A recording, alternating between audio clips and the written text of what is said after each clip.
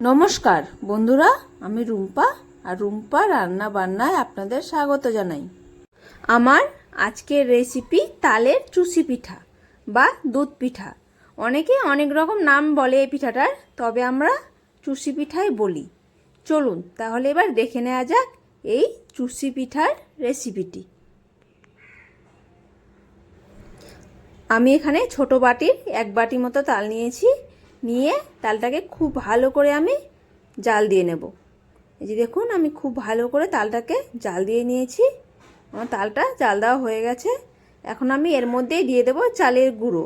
আপনারা চাইলে এখন তালটাকে নামিয়ে নিয়েও চালের গুঁড়ো দিয়ে মেখে নিতে পারেন। আমি আর নামিয়ে নিইনি, আমি এখানেই মেখে নেব।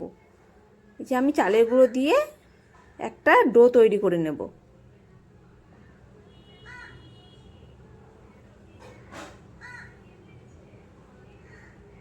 এই যে দেখুন, আমি আরও চালের গুঁড়ো দেবো, দিয়ে ঠিক একটা ডো তৈরি করে নেব। আমি এখন এগুলোকে নামিয়ে নেব। নামিয়ে আমি বাটিতে আরেকবার মেখে নেব। যে নামিয়ে নিয়েছি, আর একটু চালের গুঁড়ো মিশিয়ে ঠিক একটা ডো বানিয়ে নেব।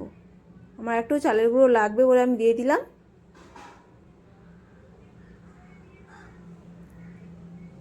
আপনারা ঠিক এভাবে মেখে নেবেন, তাল আর চালের গুঁড়ো দিয়ে। এই দেখুন, আমার ডোটা হয়ে গেছে। দেখুন, আমি একদম নরম করেছি, খুব শক্ত করিনি। আমার ডোটা একদম রেডি। এখন আমি পিঠেগুলোকে বানিয়ে নেব। এইভাবে হাতে একটু একটু করে আটা নিয়ে এভাবে করে পিঠেগুলোকে বানিয়ে নেব। আর এদিকে আমি দুধটাও ফুটতে বসিয়ে দিয়েছি। এখানে আমি 500 গ্রাম মতো দুধ নিয়েছি। আপনাদের যতটা প্রয়োজন আপনারা ততটা নেবেন। আর দেখুন, আপনারা এভাবেও পিঠেটা বানিয়ে নিতে পারেন। বেলনাতে একটু একটু করে নিয়ে এভাবেও বানাতে পারেন, খুব তাড়াতাড়ি হয়ে যায়। আমার দেখুন দুধটা এদিকে ফুটে উঠেছে। এর মধ্যে দিয়ে দিলাম এখন 2টো এলাচ আর তেজপাতা দিয়ে আবারও ভালো করে ফুটিয়ে নেব। আর পিঠেগুলোকে এদিকে রেডি করে নেব। এই যে বেলনাতেও আপনারা এভাবে করতে পারেন, খুব তাড়াতাড়ি হয়ে যায়। আপনারা যতটা পারবেন সরু করার চেষ্টা করবেন, কারণ যত সরু করবেন খেতে ততটাই টেস্টি হবে। এই যে এইভাবে করে আমি পিঠেগুলোকেই বানিয়ে নেব।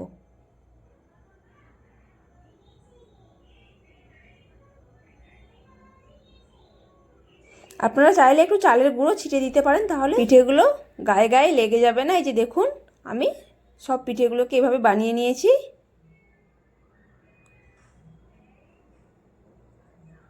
এদিকে দুধটাও খুব ভালোভাবে ফুটে উঠেছে। এখন আমি পিঠেগুলোকে দুধের মধ্যে ছেড়ে দিয়ে হালকাভাবে নেড়ে দেব।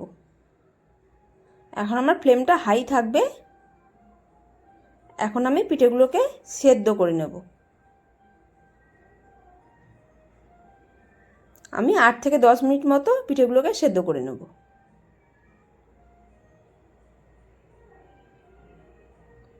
এখন আমি এর মধ্যে দিয়ে দেব নারকেল কোড়া। আমি এখানে নারকেল কোড়া নিয়ে নিয়েছি। এবার দিয়ে দেবো। নারকেল কোড়া দিলে খুব ভালো টেস্টি হয়।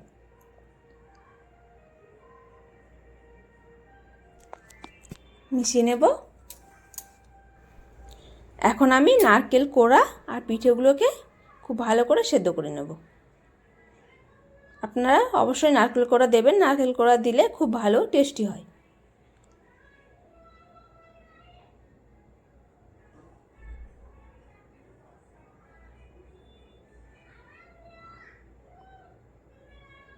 খুব ভালোভাবে সেদ্ধ করে নিয়েছি।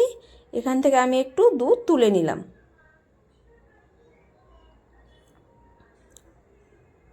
আমি দুধ পাউডারের গুঁড়ো দিয়ে দিয়েছি 2 চামচ মতো। মিশিয়ে আমি পিঠের মধ্যে ঢেলে দেব। দিলে খুব ঘন হয়, খেতে খুব ভালো লাগে।